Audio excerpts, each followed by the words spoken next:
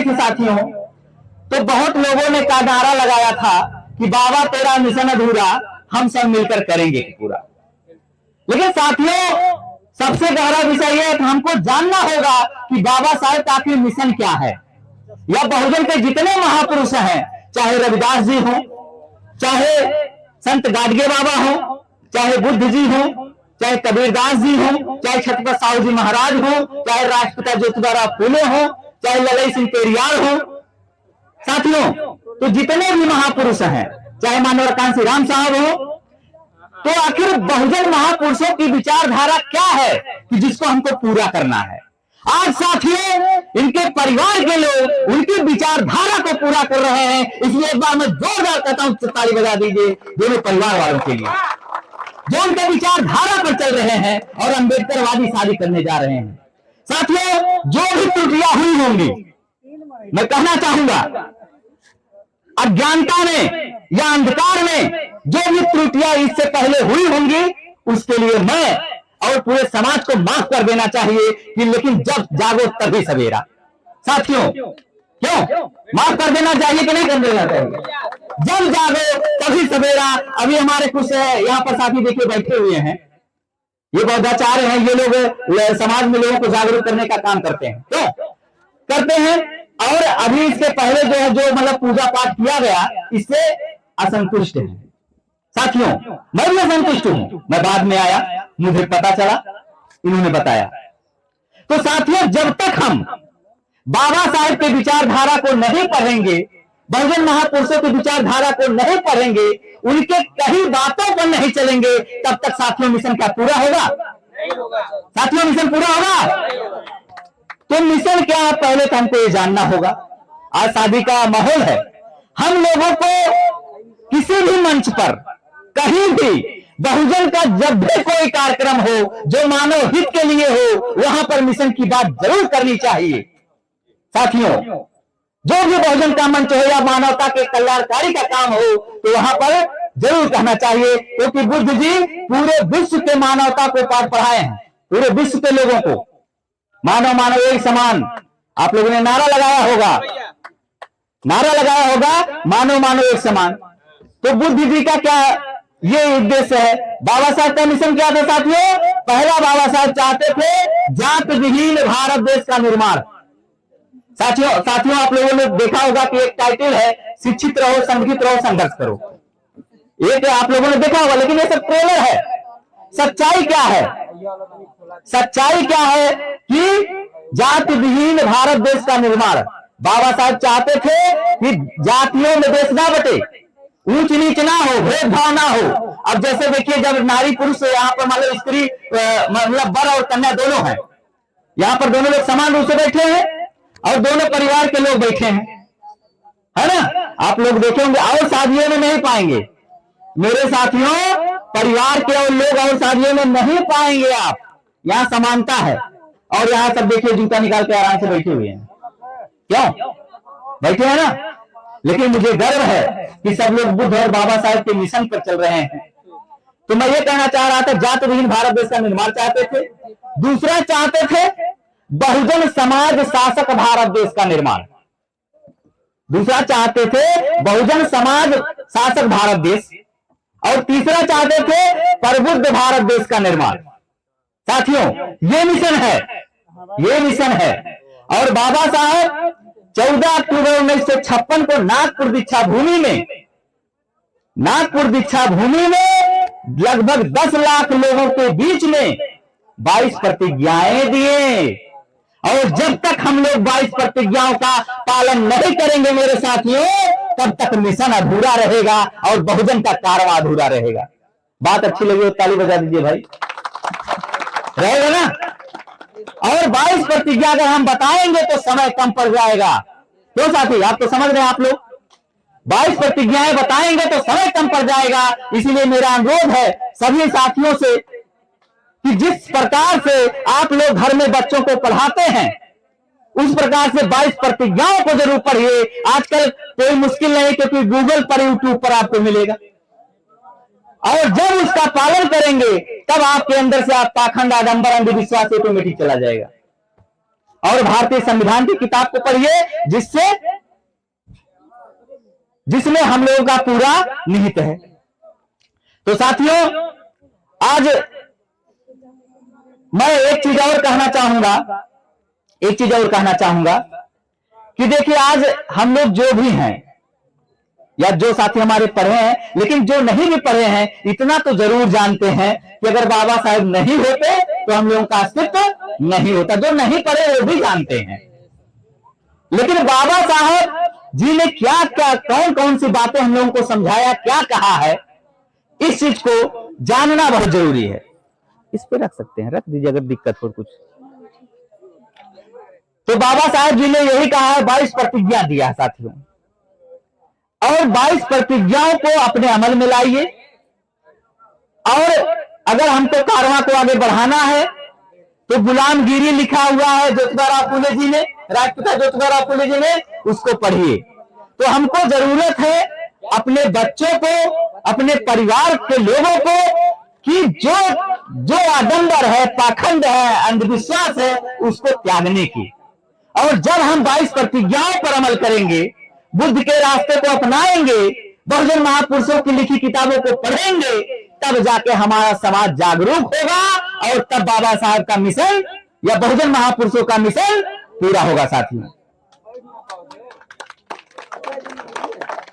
और आज मैं एक बार फिर तहे दिल से दोनों परिवार के लोगों का साधुवाद करता हूं। एक बार जोरदार ताली बजा दीजिए इन लोगों के लिए जो ऐसा कार्य करने जा रहे हैं। साथियों, बस और मैं कुछ बातें कहूंगा, क्योंकि मेरा उद्देश्य समाज को जागरूक करना है। हमने कहा शुरू में ही, उद्देश्य यह है साथियों, आप लोग जब भी कोई चीज देखते हैं, जैसा कि हमारे साथी ने अभी भी कहा है कि इसके पहले जो भी हुआ, हमने कहा भाई चलो जब जागो तभी सवेरा। हमने इस चीज को कहा जब जागो तभी सवेरा। चलिए कम से कम एक कदम इन लोगों ने उठाया, चाहे किसी भी कारण बस उठाए हो, चाहे ओपी राव जी का, डॉक्टर ओपी राव जी का देन रहा हो। भाई हमारे मित्र हैं, जिला अस्पताल पर हैं, जिला अस्पताल पर अम्बेडकर नगर जिले पर है ये डॉक्टर ओपी राव जी, और इनके बुलाने से मैं आया। मैं नहीं तो नहीं जानता था कि यहाँ क्या क्या नहीं, और इन्होंने मुझे बुलाया। और क्योंकि इनका भी उद्देश्य है, पढ़े हैं और नहीं भी पढ़े होते, हमने शुरू में कहा था, नहीं भी पढ़े जो साथी हैं उनको भी मानना चाहिए, जो पढ़े हैं उनको भी मानना चाहिए। कारवां को हर व्यक्ति को मिलके उठाने का कर्तव्य है। हाँ, सबको मिलकर उठाना चाहिए।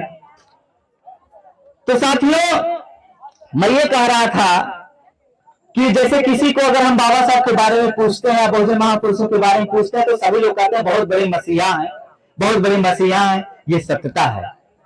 मसीहा क्यों है? आप देखिए, मैं थोड़ा सा बताऊंगा।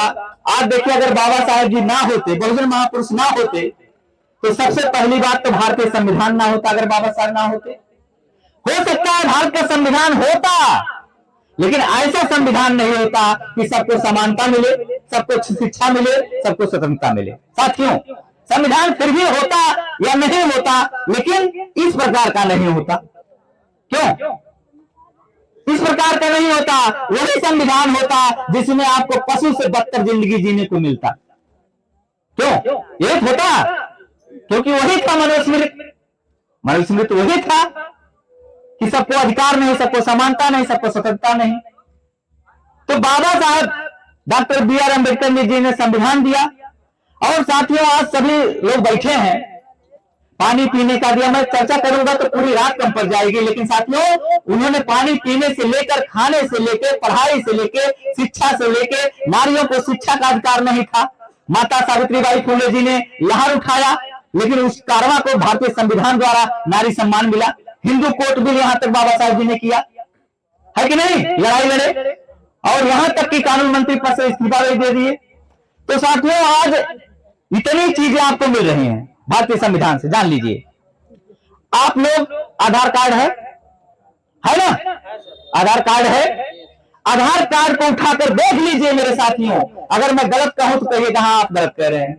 आधार कार्ड को उठा कर देख लीजिए, उसमें क्या लिखा है? भारत सरकार। क्या लिखा है? और भारत सरकार का निर्माण किसने किया? संविधान में। और संविधान को किसने पहले बनाया? बाबा साहब जी ने। नहीं तो आपका अस्तित्व नहीं होता। आप कहां के निवासी हैं? जाति प्रमाण पत्र, आय प्रमाण पत्र, निवास प्रमाण पत्र, उत्तर प्रदेश में यूपी बोर्ड, इलाहाबाद, या जितने चीजें हैं, लोकसभा, राज्यसभा, विधानसभा, विधान परिषद, विधानमंडल, प्रधान से लेकर प्रधानमंत्री तक, ब्लॉक लेकर थाना लेकर, साथियों, जिला, राज्य, स्टेट मतलब जो भी कहते हैं, साथियों, जितनी चीजें हैं सब संविधान के तहत। मेरे साथियों, आज मैं जो बोल पा रहा हूं ये संविधान का देन है। और उसी संविधान की वजह से आज सबको अधिकार मिला और बाबा साहब जी ने दिया। तो आप जान सकते हैं, जब आपको धन से लेके, पानी से लेके, राशन कार्ड से लेके, आज आप लोग राशन कार्ड अगर आप लोग नहीं पाते, ये बाबा साहब के प्रावधान से है। श्रमिक कार्ड आप लोग बनवा रहे हैं साथियों, श्रमिक कार्ड आप लोग बनवा रहे हैं, उसको बाबा साहब जी ने 1952 में ही कर दिया। पहले ड्यूटी कितनी थी लोगों की? 24 घंटे की, 12 घंटे की, 18 घंटे की। लेकिन बाबा साहब डॉक्टर B.R. अम्बेडकर जी ने 8 घंटे की ड्यूटी बनाया। 8 घंटे की, तो 8 घंटे की ना। तो मैं यही कह रहा हूं, श्रमिक कार्ड से लेकर राशन कार्ड, निर्वाचन कार्ड, आपकी जितनी आईडी है, ड्राइविंग लाइसेंस, सब का निर्माण भारत सरकार द्वारा है। और भारत सरकार को हमने कहा कि बनाया गया संविधान के तहत। तो अब बताइए, बाबा साहब बड़े हैं कि नहीं है?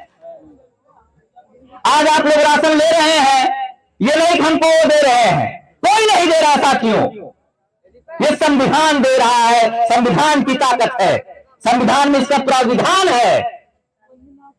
और श्रमिक कार्ड लोग कह रहे थे कि श्रमिक कार्ड बनाया गया, श्रमिक कार्ड बना रहे हैं। अरे साथियों, 1952 में ही बाबा साहब डॉक्टर B.R. अम्बेडकर जी ने श्रमिक कार्ड का वो किया, तभी 8 घंटे की ड्यूटी हुई। नहीं तो आप लोग बेगारी करते। क्या करते? बेगारी करते। अगर पिता काम कर रहा है तो लड़के को भी करना पड़ता। साथियों, तो आप जान सकते हैं कि जब पानी से लेकर धन रखने का अधिकार, खाना खाने का अधिकार, कोट पहनने का अधिकार, और इस प्रकार से शादी करने का अधिकार अपने मन मुताबिक, साथियों, तो जब सब अधिकार आपको बाबा साहब जी ने दिया है, तो हमको पाखंड को माने, आडंबर को माने, अंधविश्वास को माने। तो साथियों, क्यों माने हम? जब जिनकी बदौलत हमको सब कुछ है, तो हमको उनको मानना चाहिए, उनके मिशन को मानना चाहिए। तभी साथियों, बहुजन का कारवां, बहुजन का मिशन या बहुजन महापुरुषों की कुर्बानी रंग लाएगी। साथियों, बात तो समझ में आ रही कि बात समझ में आ रही है? भाई हाथ उठाइए, देखिए कितने लोगों समझ में आ रहे हैं। आ रही है? तो क्या आप लोग प्रतिज्ञा लेंगे? नहीं, हाथ तो उठा दिए। देखिए, मैं बहुत ही कड़ी बात कहता हूं, लेकिन सच्चाई है। मेरा कर्तव्य है अपने बहुजन के लोगों को जगाना। क्यों? क्योंकि बाबा साहेब डॉक्टर B.R. अम्बेडकर जी ने कहा था कि मुझे पढ़े लिखे में धोखा दिया है, पढ़े लिखे लोगों ने धोखा दिया है। तो मैं वो तमगा नहीं लेना चाहता, क्योंकि मुझे जिंदगी अगर मिली है, वैसे मेरा जन्म फिर भी होता, मेरे माँ बाप फिर भी जन्म देते, लेकिन शायद मैं मजदूर बन के रहता। हो सकता है जब मुझे अधिकार नहीं मिलता शिक्षा का, तो आज इस पद पर कैसे पहुंचा है ना मास्टर? डॉक्टर, ऐसा है ना? जन्म फिर भी मिलता, पशु भी जन्म देता है। क्यों साथियों? पशु भी तो जन्म देता है, लेकिन क्या बहुत वजूद रहता है?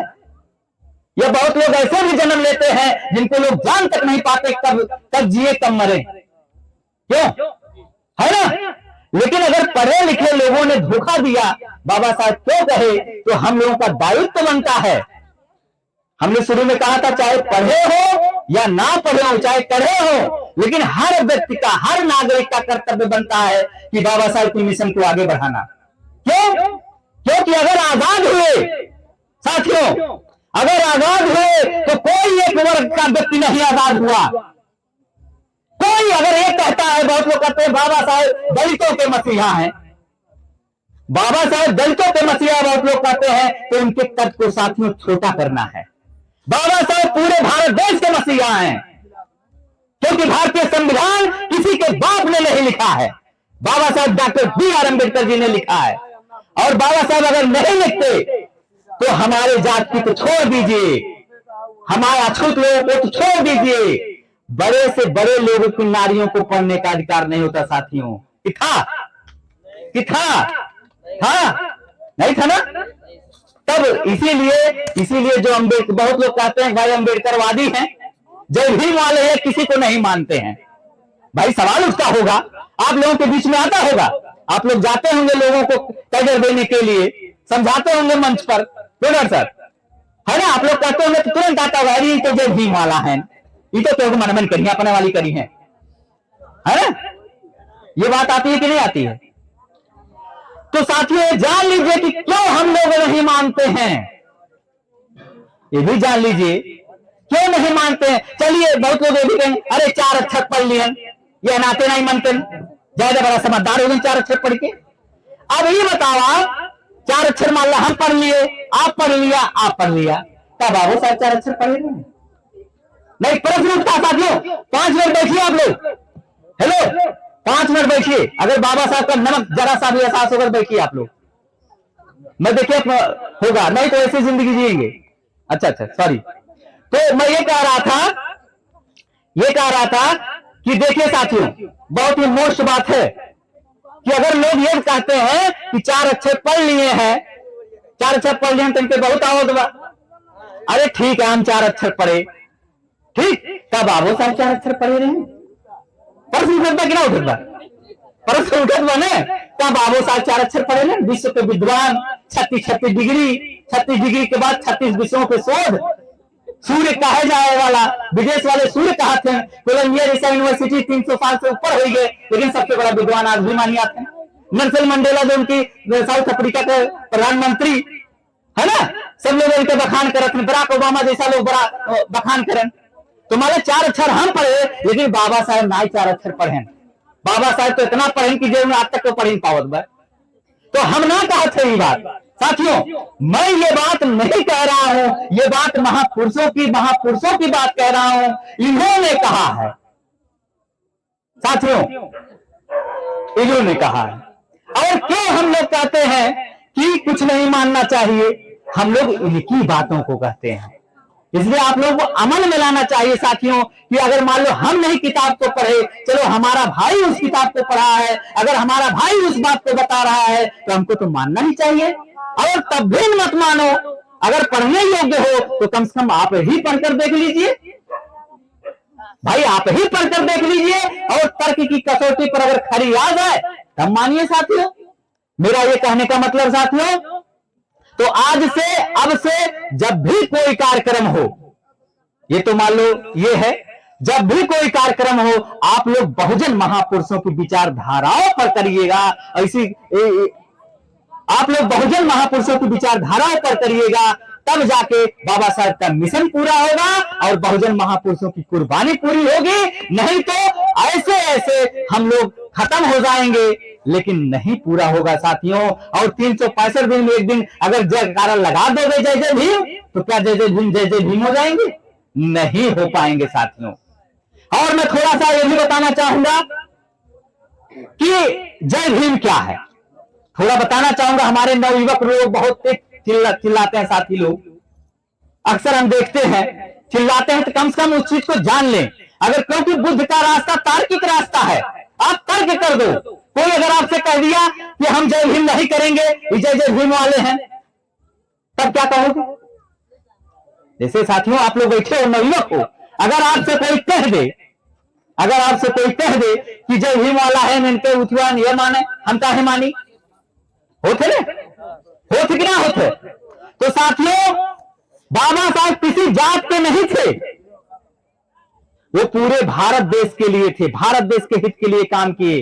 जैसा कि हमने वर्णन किया अभी कि निर्वाचन से लेकर सब कुछ भारतीय संविधान में है। लेकिन साथियों जय भीम क्या है थोड़ा सा जान लीजिए। जय जय भीम करेंगे क्यों लोग करते हैं, या हम लोग जय भीम वाले हैं क्यों कहते हैं? जय भीम इसलिए साथियों कहते हैं, जय मतलब जीत होती है, भीम मतलब बाबा साहब की, तो बाबा साहब की जीत हो, तो बाबा साहब की जीत हो। लेकिन बाबा साहब जी ने कहा था मेरी मूर्तियों की पूजा मत करना, मेरे विचारों की पूजा करना। अब तो मामला गड़बड़ाएगी, है ना? गड़बड़ाएगी कि ना गड़बड़ाएगी? बाबा साहब जी ने कहा है कि मेरी मूर्ति की पूजा मत करना, मेरे विचारों की पूजा करना। और बाबा साहब की जीत कैसे हो? बाबा साहब क्योंकि पाखंड, आडंबर, अंधविश्वास खत्म करना चाहते थे।